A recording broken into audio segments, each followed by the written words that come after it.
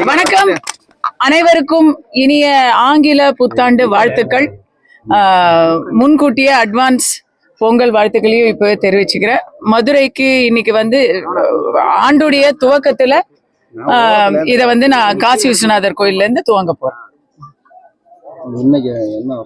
நான் அதான் என்ன பர்பஸுங்க, இன்னைக்கு இன்னைக்கு நான் என்ன வேண்டிக்க போறேன்னு சொல்றேன்.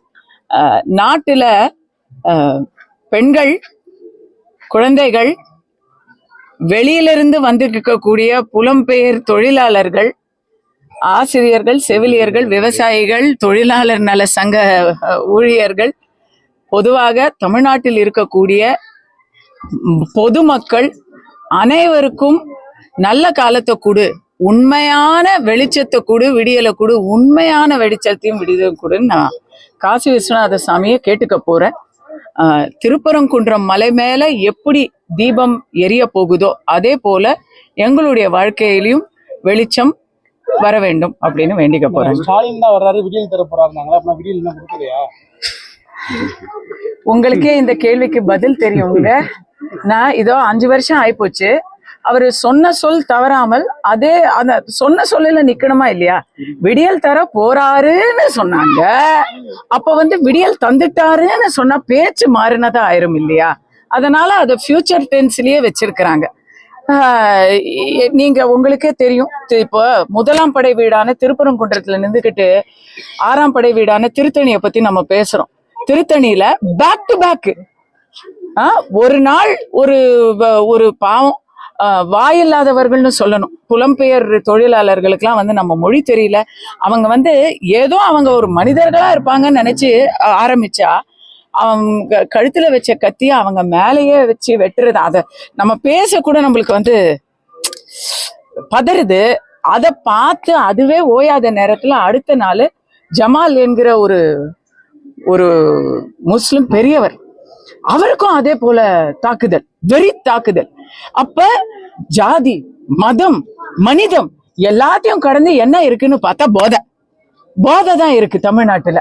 இல்லைன்னா நேத்து ஒரு இசையமைப்பாளர் எழுதியிருக்காரு, அங்க என் ஸ்டூடியோ 10 வருஷமா இருக்கு, இந்த ஏரியால இப்ப வெளியே தலை காட்ட முடியல, பயமா இருக்கு, போலீஸ் அடிச்சா கூட சிரிச்சுக்கிட்டே இருக்காங்க அப்படின்னு சொல்றாங்க. 2 காரணமா நான் பாக்குறேங்க. திருத்தணியில இன்னைக்கு நடந்தது ஒரு நாள் சம்பவம் கிடையாது. இது நீர் பூத்த நெருப்பா அங்கொன்னு இங்கொன்னுமா செய்திகள்ல முதற்பக்க செய்தியா தலைப்பு செய்தியா வராம இத்தனை நாள் போயிடுச்சு. ஆனா நான் ஒண்ணு சொல்லட்டுமா? ஃபர்ஸ்ட் ஒரு சமூகத்தினரை பல்லாண்டுகளுக்கு முன்னாடி இந்த திராவிட இயக்கம் ஆரம்பிக்கும் பொழுது ஒரு சமூகத்தினரை பார்த்து இவங்க நம்மாளுங்க இல்ல, இவங்க வேத்தாளுங்க, வந்தேரிகள் அப்படின்னு சொன்னாங்க. தமிழர்கள்ல பிராமண சமூகத்தை பார்த்து நீ வந்தேரின்னு சொன்னீங்க.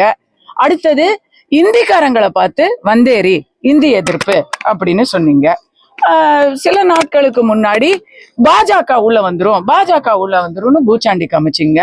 இப்ப வடக்குல இருந்து பாவம் வயிற்று பொழப்புக்காக வரவங்களை வடக்கன், பீடாவாய, பானிபூரி அப்படின்னு அமைச்சர்களே பேசுறாங்க. இப்படி ஒவ்வொரு இடத்துலயும் அவன் வேத்தாளு, அவன் நம்மால் இல்ல அப்படிங்கிற ஒரு விஷத்தை பரப்பியாச்சு. அந்த வெறுப்பை வந்தாரே வாழ வைக்கும் தமிழகத்துல யாராவது வர்றதுக்கு பயப்படுறாங்க. இது இன்னைக்கு நேத்து நடக்கலையே.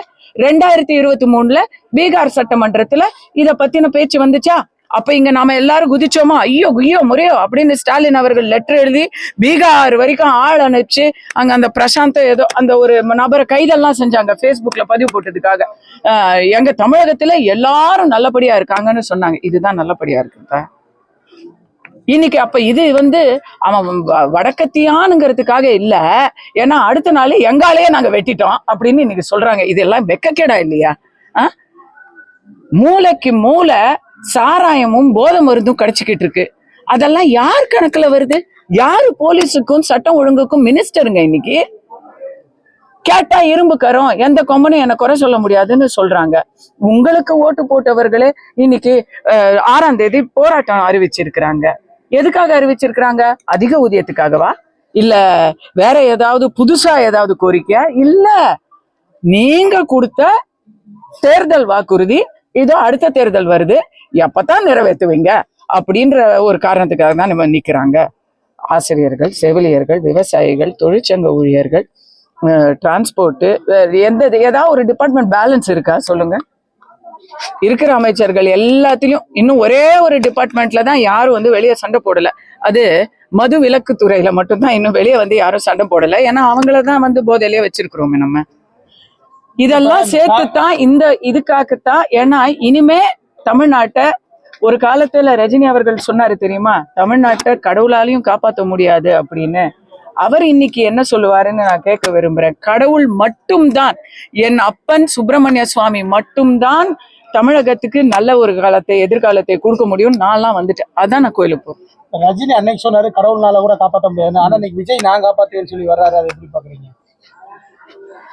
நம்பிக்கை தானே வாழ்க்கை. இல்ல போதைன்ற மாதிரி சொல்றீங்க மேடம். ஆனா சுகாதாரத்துறை அமைச்சர் மா சுப்பிரமணியன் என்ன சொல்றாரோ, தமிழகத்துல 0 கஞ்சாவா இருக்கு, 0% கஞ்சா. நாங்க திமுக ஆட்சிக்கு வந்ததுல இருந்து இங்க கஞ்சா போதை எதுவுமே இல்ல. இந்த கஞ்சாவில ரொம்ப உயர் வகை கஞ்சா நேத்து வேற புடிச்சிருக்காங்க, கிலோவா புத்தாண்டு கொண்டாட்டத்துக்கு. ஓஜி அப்படின்னு நான் கேள்விப்படுறேன். நமக்கெல்லாம் வந்து வெறும் கேஜி தான் தெரியும். இங்க கேஜியா ஓஜி கிடைக்குது. அது ரொம்ப விலை உயர்ந்த நச்சு பொருளாம் அது. அப்ப அந்த ஓங்கிறத தான் சுகாதாரத்துறை முதலமைச்சர் வந்து 0ங்கிறாரு போல இருக்கு. ஏன்னா யார் அந்த சார் அப்படிங்கிற கேள்விக்கும் யாருமே இல்லை அப்படின்னு சொன்னவர்கள் இப்ப எங்க அந்த கஞ்சா அப்படின்னு கேட்டா எங்கேயுமே இல்லை அப்படின்னு தான் சொல்லுவாங்க. அதுக்கே அதோ இங்க ஸ்டாலின் அவர்களுடைய பெயர் தாங்கிய மருத்துவமனையில வளருது அப்படின்னு கேட்ட கேள்விக்கு அங்கன்னும் இங்கன்னும் செடினா வளரத்தான் செய்யும் அப்படின்னு சொல்றாங்க. இப்படி இருந்தாங்க. அங்கன்னும் இங்கன்னும் செடினா வளரத்தான் செய்யும், அங்கன்னும் இங்கன்னும் போதைனா போடத்தான் செய்வாங்க, அங்கன்னும் இங்கன்னும் வெட்டுனா வெட்டித்தான் சாய்ப்பாங்க. இப்படியா பேசுவாங்க அமைச்சர் பெருமக்கள்? அதனாலதான் கடவுளை பார்த்து கெஞ்ச போறேன் நான். தேசிய ஜனநாயக கூட்டணியோட தலைமை இருக்கிற முடிவத்தை வந்து தமிழகத்துல அதிமுக எடப்பாடி வந்து செயல்படுறதுக்கு உதயநிதி ஸ்டாலின் எதுங்க? அது குற்றம் இல்லைங்க, அது பாராட்டுங்க. தேசிய ஜனநாயக கூட்டணியில மிகப்பெரிய சக்தியான அதிமுகவும் தேசிய தலைமையான பாஜகவும் இணைந்து எந்த ஒரு பிணக்கும் இல்லாமல் செயல்பட்டு கொண்டிருக்கிறார்கள்.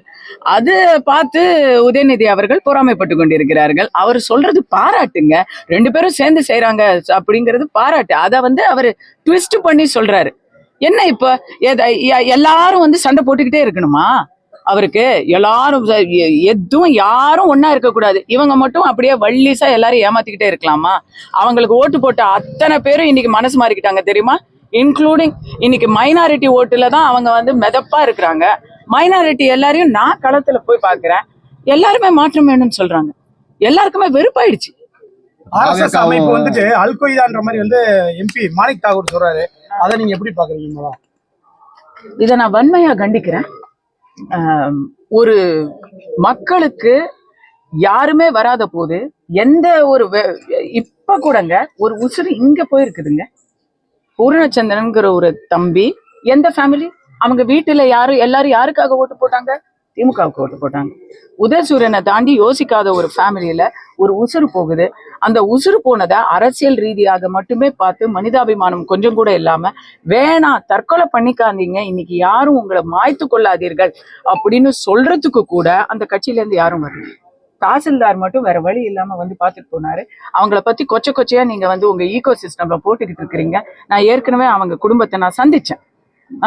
ஒரு மனைவியால செத்தாரு, மதுவால செத்தாரு அப்படின்னு பச்சை பொய்ய சொல்லி நீங்க போட்டுக்கிட்டு இருக்கிறீங்க. அந்த இடத்துல உண்மையான சேவையும் உதவியும் கொடுக்கக்கூடிய இயக்கங்களை நீங்க வந்து இப்படிதான் சொல்லுவீங்க. ஏன்னா காமால கண்ணனுக்கு பார்த்த இடமெல்லாம் மஞ்சளா தெரியும்னு சொல்லுவாங்க. நம்ம எப்படி இருக்கோமோ அப்படித்தான் நம்ம மத்தவங்க எல்லாரையும் சந்தேகப்படுவாங்க. நல்லவங்களுக்கு எல்லாரும் நல்லவங்க கண்ணுக்கு தெரிவாங்க, மற்றவங்களுக்கு எல்லாமே தப்பத்தான் தெரியும். Thank you.